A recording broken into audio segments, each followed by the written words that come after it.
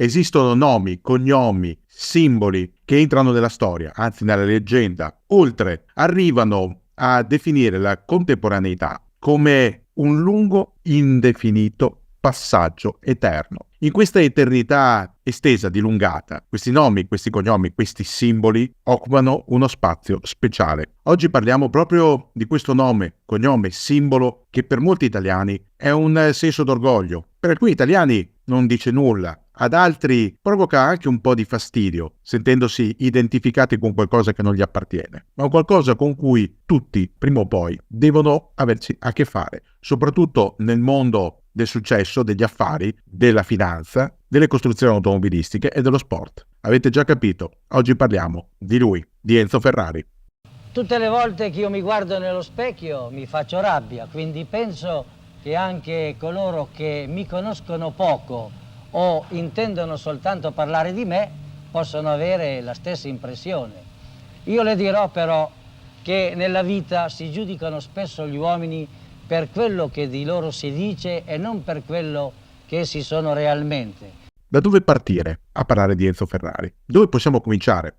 Forse da quel cavallino rampante, quel simbolo ottenuto dalla famiglia Baracca, almeno così raccontò lo stesso Enzo Ferrari, per definire la scuderia come logo ideale, o forse da quel soprannome, il Drake, un soprannome datogli dagli inglesi, che rimandava a un grandissimo corsaro, Francis Drake, un soprannome datogli per identificare tanto la sua voglia combattiva quanto il suo essere spregiudicato nella gestione sportiva e negli affari. Oppure vogliamo parlare dei suoi rapporti familiari, la moglie conosciuta ancora giovanissima alla stazione di Portanuova, le relazioni extraconiugali, i figli, Dino morto molto giovane a causa di una malattia, Pietro che è vivo ancora oggi e che ha dovuto attendere a lungo per essere riconosciuto pienamente con quel cognome Ferrari che è molto pesante da portare. O vogliamo parlare della sua scuderia, una scuderia che ha corso un po' ovunque, che corre ancora oggi, che per molti rappresenta un mito o per i piloti una tappa di carriera, a volte impossibile da raggiungere, altre volte desiderata, altre volte che rappresenta il massimo della propria carriera o un'occasione gettata al vento. Da dove partire? Beh, per capire Enzo Ferrari bisogna andare in Emilia, la sua terra. Lui, nativo delle zone di Modena, nato da una famiglia originaria da Carpi, cresciuto in quel lembo di terra che va compreso, una terra di fatica, una terra di impegno, una terra di motori, una terra che sa essere aspra, ma sa essere molto accogliente come le sue tradizioni culinarie. Per conoscere Enzo Ferrari bisogna andare a Modena, quella Modena che è stata la sua culla, dove ha iniziato a muovere i primi passi da bambino, da ragazzo e non solo. Quella Modena da cui veniva anche il fratello, Dino, morto in guerra nel 1916, un anno dopo la perdita del loro padre, che era morto a causa di una polmonite. Ecco, la storia di Enzo Ferrari è anche una storia di lutti, la perdita del padre, dell'amatissimo fratello Dino, la perdita poi di un altro Dino, il suo primogenito, una perdita straziante per lui e per la moglie Laura Garello. E poi piloti, tanti, tantissimi. È difficile ricordarli tutti, ma ci proviamo. Castellotti, morto in prova. De Portago, morto nella tragedia di Guidizzolo, ne abbiamo parlato in un altro video del canale. Luigi Musso, Peter Collins, Mike Orto, Wolfgang von Trips, Bandini e ovviamente Gilles Villeneuve. Non si può parlare di Enzo Ferrari dimenticando tutto questo. Negli anni Enzo Ferrari è stato visto in maniera diversa, come un padre amorevole, ma anche come un dittatore, come un abile industriale, eppure bisognoso dell'aiuto della Fiat per evitare che la sua azienda andasse a gambe all'aria, in bancarotta. È stato dipinto come un genio tattico incredibile, anche se poi, sotto la sua direzione, sono stati commessi tantissimi errori. Ma allora Enzo Ferrari chi era davvero? Enzo Ferrari era un imprenditore spregiudicato e all'interno del suo DNA c'erano le corse, ci sono sempre state le corse. Da quando aveva capito che i motori erano il futuro dell'umanità e anche il suo futuro. Aveva iniziato come garzone di bottega, andando a lavorare nelle carrozzerie, nelle officine. Poi, a poco si era avvicinato proprio alle prime corse, quelle per i cosiddetti gentleman's driver, per i signori che amavano dilettarsi a correre su strade sterrate, impianti improvvisati. Erano corse molto pericolose, non che le corse automobilistiche di oggi siano al 100% sicure, lo vediamo dalle varie tragedie che si sono succedute negli anni, ma all'epoca correre la velocità su un mezzo motore era davvero qualcosa di estremamente rischioso. A Ferrari piaceva correre e la sua prima partnership, quella che gli è rimasta sempre nel cuore, quella che a un certo punto temeva di tradire, era quella con l'Alfa Romeo. Alfa Romeo che lo aveva accompagnato nelle prime gare, quell'Alfa Romeo su cui lui aveva apposto il cavallino rampante, concessogli, secondo appunto la vulgata, dalla contessa Paolina De Biancoli, la madre di Francesco Baracca. Già all'epoca Enzo Ferrari aveva visto dei suoi amici morire. E morire dove? Come? Li aveva visti morire proprio correndo. Ad esempio Giuseppe Campari e Mario Umberto Borzacchini a Monza nel 1933. Quelle morti in pista lo avevano segnato. Da quel momento Enzo Ferrari aveva iniziato a guardare in maniera diversa le corse, a non voler correre più in prima persona. Con la nascita del figlio Dino aveva già maturato l'idea di passare dall'altra parte, a diventare un costruttore. La crisi economica dell'Alfa Romeo aveva fatto il resto. Nel 1937 Enzo Ferrari smette di correre, crea la sua prima azienda, la AAC, Auto Avio Costruzioni, sede a Modena. Durante la guerra la fabbrica viene colpita, lui stesso la sposta a Maranello, dove comunque rischia il sequestro da parte dei tedeschi, che in quel periodo hanno necessità di utilizzare tutte le risorse industriali italiane per lo sforzo bellico. A guerra finita, Enzo Ferrari deve ripartire. Riparte con le sue forze, dal basso, con la sua famiglia, anzi con le sue due famiglie, Laura, la moglie, il figlio Dino, che è già malato, e poi c'è Lina Lardi, una delle sue donne al di fuori del matrimonio, perché a Enzo Ferrari le donne piacevano molto, e Pietro, il figlio avuto da Lina alla fine della guerra. Questo dualismo, queste difficoltà, questa umanità complessa di Enzo Ferrari ha contribuito a costruirne la leggenda, al pari delle vittorie. Quando nasce il campionato mondiale di Formula 1, Enzo Ferrari c'è. Dopo un po' arriva la prima vittoria. Nel 1952 Alberto Ascari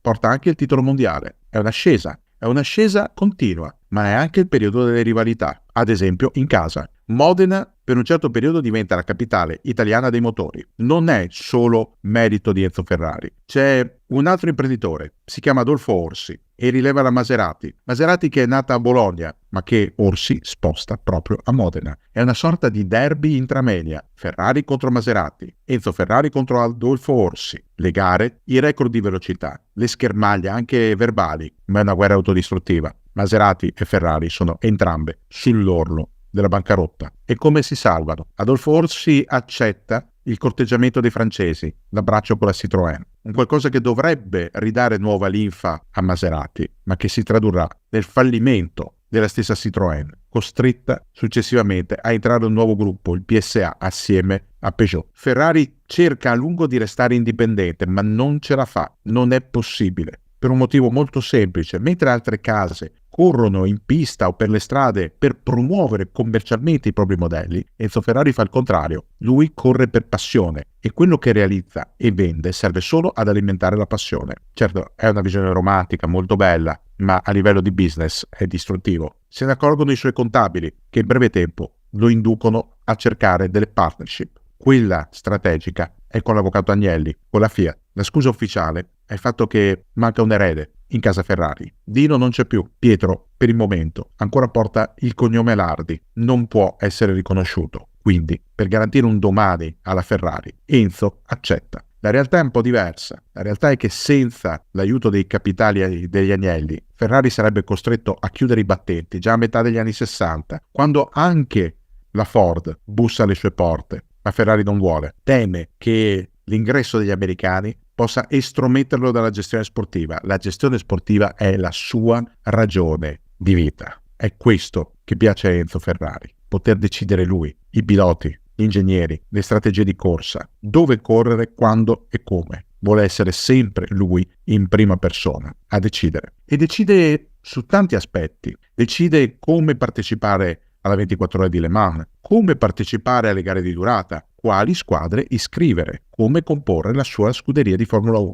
Crede in alcuni piloti, crede ad esempio in Surtees, l'unico pilota capace, almeno fino ad oggi, di essere vincente nelle 2 e nelle 4 ruote, di vincere il motomondiale e di vincere un mondiale di Formula 1. Crede nelle potenzialità di un giovane Niki Lauda, che gli viene fatto conoscere da Clay Ragazzoni, erano stati compagni in BRM. Clay Ragazzoni invece non piace moltissimo a Enzo Ferrari. Enzo critica i suoi piloti e li critica a volte in maniera pesante, senza risparmiare loro nulla, dimenticandosi dei propri vizi. A Enzo le donne piacciono, ma per lui va bene. Il fatto che Clay Ragazzoni faccia il playboy, no, non va bene, perché Clay è un pilota e deve pensare solo a vincere. Clay Ragazzoni ha un rapporto complesso con Ferrari. Viene preso, mollato, ripreso, rilasciato. Sconta ad esempio il comportamento negli ultimi giri di quel Gran Premio del Giappone del 1976, che consegna il titolo a James Hunt, dopo che Niki Lauda si è ritirato al primo giro. Clay Ragazzoni non piace fino in fondo al commendator Ferrari.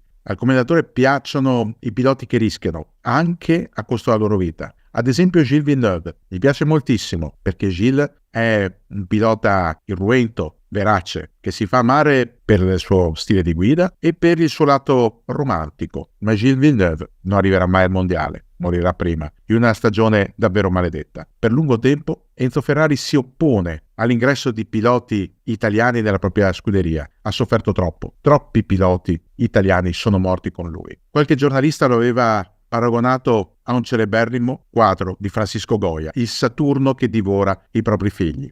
Ecco, così veniva visto Enzo Ferrari, come un uomo che ammaliava, illudeva, poteva vendere l'illusione, la possibilità di grandi successi, ma alla fine uccideva con le proprie mani, anzi con le proprie macchine, tanti campioni. Quelle parole non piacevano a Enzo Ferrari, che parlava direttamente con la stampa, aveva degli scontri con gli esponenti della stampa. Una stampa che lui conosceva bene, d'altronde era stato tra i soci fondatori del Corriere dello Sport, il giornale bolognese che da poco ha festeggiato i 100 anni di esistenza. A Enzo Ferrari non piacevano nemmeno quelli che lui chiamava i garagisti inglesi. E chi erano questi garagisti? Non dei costruttori, non gente che produceva davvero delle auto da poter utilizzare anche nel quotidiano. Ex piloti, ex manager, che avevano costruito le proprie fortune grazie a delle scuderie che di volta in volta acquistavano macchine altrui o si facevano prestare da altri motori o altri componenti tecnici. Bruce McLaren, Jack Brabham erano alcuni dei garagisti, così come Frank Williams, persone che inizialmente Enzo Ferrari disprezzava, ma che poi imparò col tempo ad apprezzare e a riconoscerne il valore, perché Enzo Ferrari sapeva riconoscere sul campo ciò che davvero meritava, ciò che poteva aver successo, ciò che